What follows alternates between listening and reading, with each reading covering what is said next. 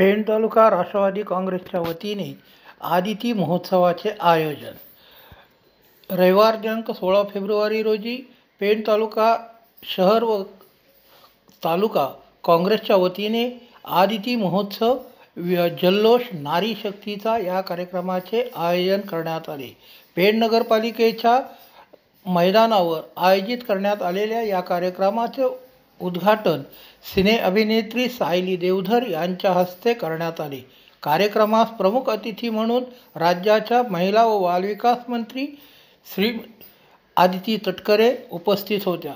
यावेळी शहरातील व तालुक्यातून आलेल्या महिलांनी कॅटवॉक तसेच अन्य विविध गुणदर्शनाचे कार्यक्रम सादर करून खेळ पैठणीचा जिंकला।